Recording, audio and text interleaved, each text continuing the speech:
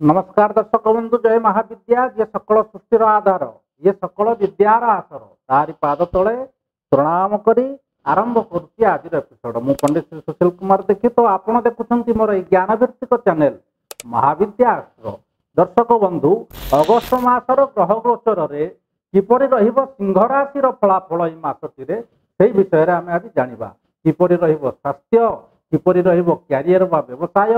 किपरि रहिबो पारिवारिक सुख शांति बा प्रेम संबंध और कौन करेंगे यार प्रतिकार क्यों क्यों दिग प्रति हेबे सावधान और किपरि काटिबे मासटी एही विषय रे जानिबा आगरु सर्वप्रथम आसु जानिबा सिंह राशि पई कौन रही एई मासर ग्रह गोचर और कौन दर्शक बंधु यही अगस्ट मासरे सिंह राशि पई रवि मासर प्रथम चरण रे रहउछंती राशि द्वादश तो 17 अगस्ट पर स्व राशि को प्रवेश करेंगे जहाँ सिंह राशि व्यक्ति विशेष को आत्मविश्वास सांग को नेतृत्व दक्षता और साहसिकता मनोभाव को दर्शाऊ चाकरी क्षेत्र में कार्यरत थिबा व्यक्ति वेतन वृद्धि सांग को पद उन्नतिर सुजोग पाई पारन सेहिपरि गुरु एही मास तमाम राशि एकादश रहुथिबारु बहुत शुभकारी हेबे क्यारियर रे उन्नति आय वृद्धि निजर प्रति इच्छा बा जहाँ आपणकर अभिलाषा रही ताहा पूर्ति मध्य कराइबार साहाय्य करि पारंती सेहिपरि शुक्र 21 तारिख पर्यंत रहिबे राशि एकादश रे परे जिबे द्वादश भाव को तेणु 21 अगस्त भितर हेबे आपणक पई अनुकूल जहाँ धन लाभ सांग को सामाजिक क्षेत्र रे आपणकू देबे अति अनुकूल परिस्थिति परवर्ती समय रे शुक्रंकर द्वादश भाव को जीवा द्वारा आपण खर्च बढ़ाई दे पारती बा आपण कौन विलास व्यसन रे निजर किसी अर्थ खर्च करिवार जना जाए सेपरि शनि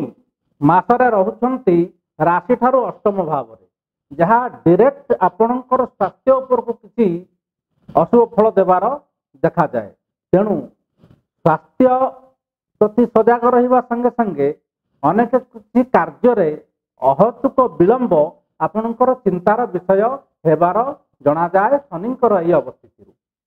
राहु राशि सप्तम और केतु राशि कर्कट राशि रहुथिबारु बिना कारण रे संदेह अजथा खर्च अजथा झमेला झांटी रे आपण को पकई दे पारंती तेणु बिना कारण रे कहार किसी मध्यस्थी होई झमेला झांटी रे पड़ंतु नाही किपरि रहिबो एही मासरे आपणकर क्यारियर व्यवसाय देखंतु एही अगस्त मासरे क्यारियर रे रहिछि बहुत शुभ योग आपणकर परिश्रम और सचोटता वरिष्ठों ठारू आनिदेव प्रशंसा वेतन वृद्धि और कर्म रे परिवर्तन रही सुजोग व्यावसायिक क्षेत्र रे प्रसारित चिंताधारा बा भावना और साहसिकता किसी निर्णय लाभकारी हो पारे किपरि रहिबो आर्थिक स्थिति आर्थिक दृष्टिकोण मासटी बहुमुखी लाभ आपण को देवार देखा जाए निवेश क्षेत्र रे शुभकारी हेबो किसी लोकों को पुराना निवेश अर्थ मिलवार मध्य देखा जाए तथापि राशि द्वादश रे शुक्र आर्थिक खर्च को बढ़ाइबार देखा जाउ प्रेम संबंध किपरि रहिबो एई मासरे सिंह राशि व्यक्ति विशेषों पई देखंतु प्रेम संबंध रे सिंह राशि व्यक्ति एही मासरे संबंध को गभीरतम स्पर्श देवार देखा जाए अविवाहित माने शुक्रंकर एही गोचर आपण को प्रेम और विवाह बंधन रे आबद्ध करि पारंती स्वास्थ्य विषयक यदि विचार करबा एही मासरे सिंह राशि व्यक्ति विशेषों पई मासटी रे स्वास्थ्य प्रति जत्नशील हेबार निहाती आवश्यकता रही शनि और केतुंकर प्रभाव आंठुगंठी रे जंत्रणा और मानसिक विकार बा मानसिक चाप बा उदासीनतार आपण को रोगाक्रांत कराई पारे तेणु एप्रति सावधान निहाती रहिबे कौन रही अगस्ट मासरे सिंह राशि व्यक्ति विशेषों ध्यान देवार कथा से निहाती सतर्क रुहतु। देखंतु निजर आत्मविश्वास को बढ़ातु किंतु अहंकार को नुहे। सेहीपरि राग क्रोधरे कौनसी गुरुत्वपूर्ण पदक्षेप नियंतु नाही। स्वास्थ्य प्रति यत्नशील निहाती रुहतु। समय समय स्वास्थ्यर परीक्षा करिबा एही मासरे निहाती आवश्यक रही। कौन करिवे प्रतिकार?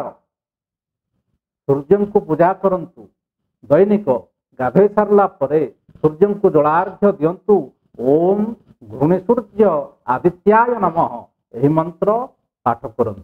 देखिबे मासटिरे थिबा अनेक किछि अशुभ फल आपनकु लाघव हेबो ओ एही मासरे ग्रह गोचर द्वारा आपण अनेक किछि शुभ फल पाई परिबे। नमस्कार।